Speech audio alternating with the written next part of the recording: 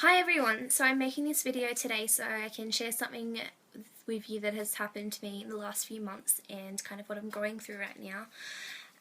So in August I was a third year apprentice at one of the biggest salons in Canberra and I was going really well, and then I've kind of been there for about 3 years, so I wanted something new.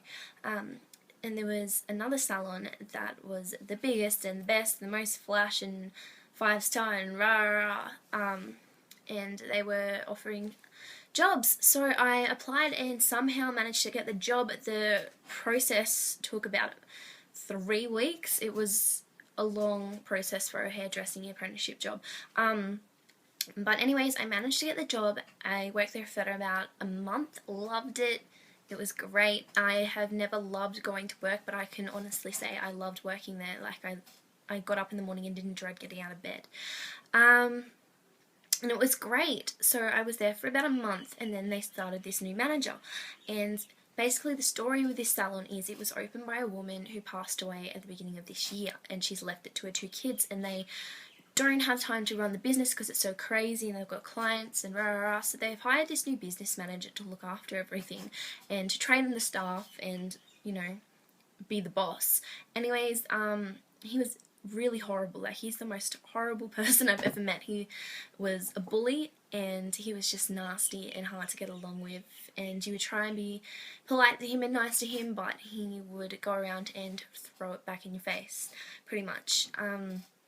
He would make an apprentice cry just about every single day, and there was a male apprentice there who was the first year, and he wasn't like a wimpy little guy. He was big, tough guts, and he even made him cry. Like, he was not a nice person.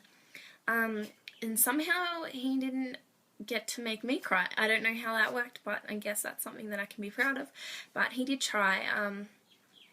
One day he pulled me out of the salon and he said to me, "I don't think that you're smiling enough, and I'm really angry, you know, that you are on a 3-month probation period when you start a new job, 6 months now, and you're really letting me down, and rah rah rah. I'm going on a business meeting for 3 hours. I'm going to go and tell this other senior hairdresser that if you aren't smiling the entire time and your attitude hasn't cleaned up by the time I get back, then you're fired."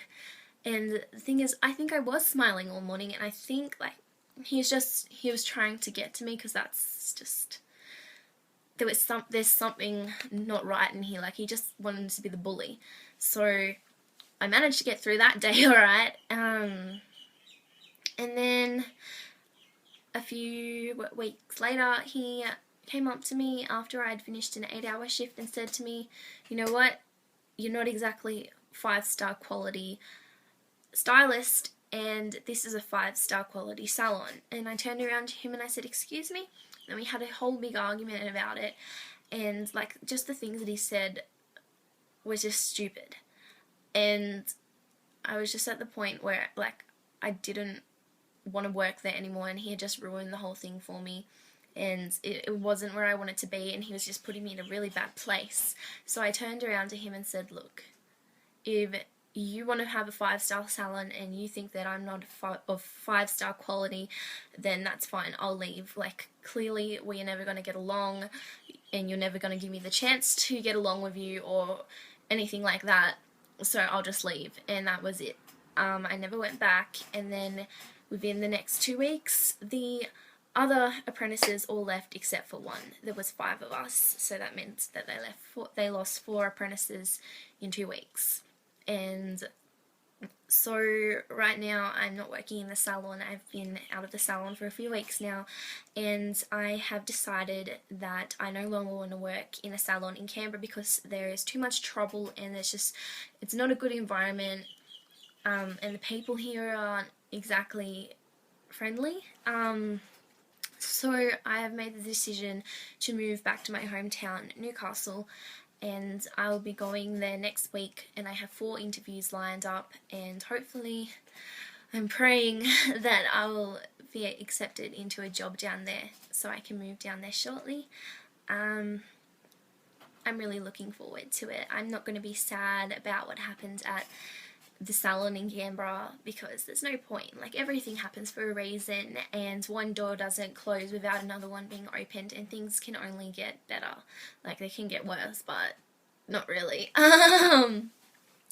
So that's what's happening right now. I'm looking for work in Newcastle, and I'll probably film a follow me around video when I go down there, and I'm really excited. I have a really close friend, Adam, who lives down there, and yeah, so I think that's all I have to say. Thank you for watching.